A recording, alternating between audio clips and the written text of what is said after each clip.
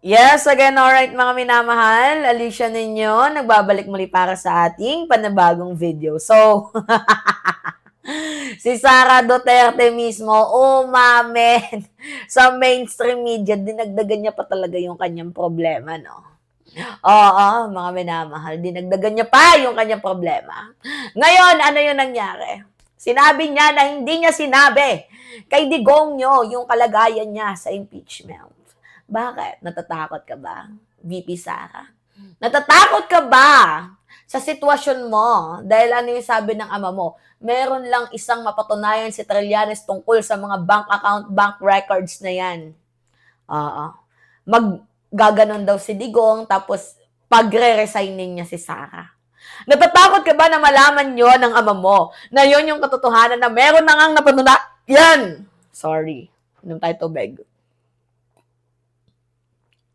Meron na nga napatunayan itong si former Senator Antonio Trillanes. Kung kaya't hindi mo masabi. Ngayon, panoodin natin to. Sara, nagkakalat na naman, no? Sa ibang bansa pa talaga. At pigilan ang pagtaas ng inflation rate. Sabi ni Duterte, dapat daw tulungan ng Marcos administration yung mga hirap bumili kahit ng simpleng pagkain. Inamin din ng bise na hindi na niya ibinalita pa sa kanyang ama ang pag-usad sa Kamara ng Articles of Impeachment laban sa kanya.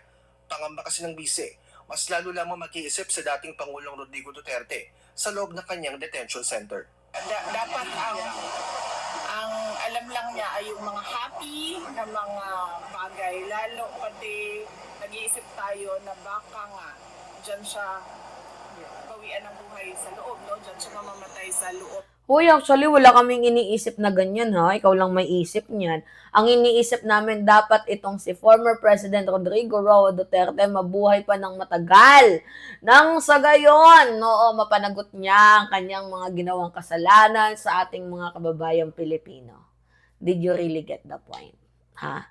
Hindi namin wini-wish na maganon si Digong. Ang wini-wish namin, si Digong mabuhay na mahaba, mabuhay na matagal. Diba? Mabuhay siya na matagal. Bakit? Mga minamahal. Para mapagbayahan niya yung kanyang kasalanan. Gets ninyo?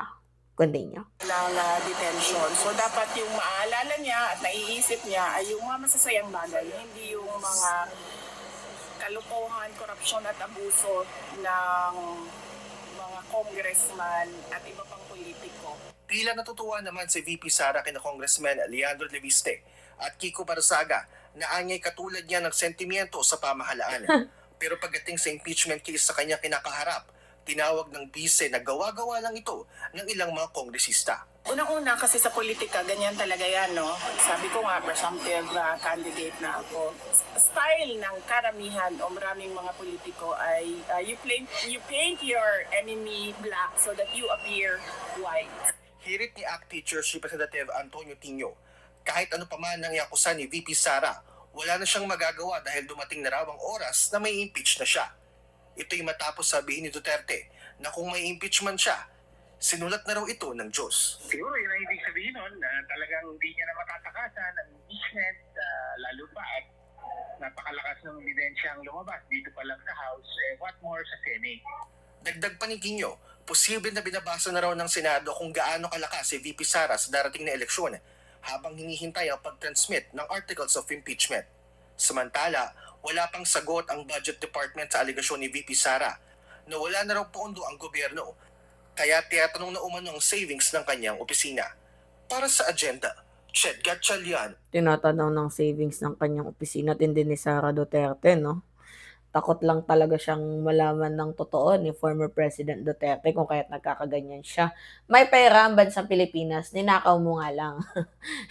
Yun yung totoo doon. Ninakaw mo nga lang. May pera ang Pilipinas, ninakaw mo nga lang. Yun yung totoo doon. Magnanakaw ka, oo, VP. Ibalik mo ang pera ng mamamayang Pilipino. Ibalik mo ang pera namin, pondo ng mamamayang Pilipino. Ibalik mo, VP. Tarantado ka. Oo. Vice-presidente ka ng bansang Pilipinas. Nagagawa mo na pagnakawan kaming mga Pilipino. Tapos yung iba karamihan sa iyo sumusuporta pa. Sumusuporta pa. Nagigets ninyo, mga minamahal. Nagaganon na ang ating VP. Nababaliw na si VP Sara Duterte. Kung kaya tingnan ninyo, takot na takot siyang sabihin ang sitwasyon niya sa kanyang ama. Hindi dahil sa iniisip niyang baka magpatiwakal ang kanyang ama. Naiisip niya na, lumabas na ang sekretong kinakatakot ng pamilya nila. Posibleng gano'n. Gets ninyo mga minamahal? Kaya yan yung iniiyak, I think, ni Vice President Sara Duterte ngayon. Na di puwede 'tong malaman ng aking ama kahit anong mangyari. Pagtatakpan nila ang kanilang ginagawang kasalanan, ginagawa nilang katarantaduhan. Kaya tingnan ninyo yung troll farm nila. Tingnan ninyo mga minamahal. 'Di ba laganap yung bayad sa troll farm nila. Gets ninyo? Sobrang laganap ng bayad nila sa troll farms nila. Oo, para magpakalat ng mga mali at negative na narratives para sirain si presidente. Gets ninyo? Yun yung ginagawa nila ngayon. They are twisting the stories. 'Di ba? Nililipat nila yung stories, ito yung pag-usapan natin, ito yung pag-usapan natin, dito tayo mag-focus, ito yung focus natin. Ganon. Ganon mga minamahal. Itong si Vice President Sara Duterte at itong kanyang kampo. Kaya tayo, hindi na tayo mabibilog sa ganito eh. Matagal na tayong binilog eh. Paulit-ulit na ngayon narratives nila. Sobrang tagal na tayong niloloko. Papaulit pa ba tayo? Papaisa pa ba tayo?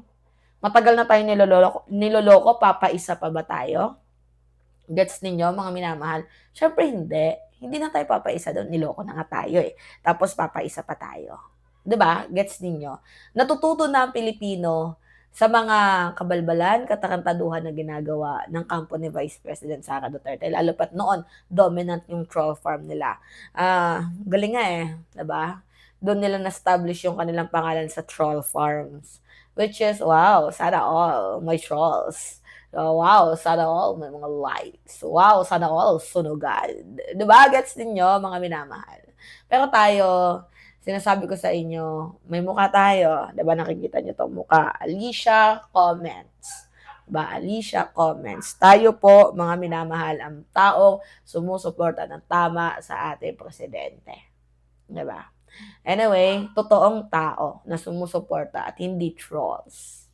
Anyway, it's me again, mga minamahal, Alicia ninyo. Nagbabalik muli para sa ating panibagong video. Oy, by the way, please comment, like, and share. And also, don't forget to click the subscribe. And always nyo pong i-hit ang notification bell para lagi kayong na-update sa mga video na ina-upload natin. Maraming salamat at ingat, mga kababayan. Yun lamang po. Alright, hinahanap ko nga kung saan ako lalabas dito kasi minsan hindi ko alam yung pasikot-sikot ng cellphone na 'to kung paano pipindot yung on and off. Alright, so maraming salamat at ingat mga kababayan. Nasaan na ba? Eto.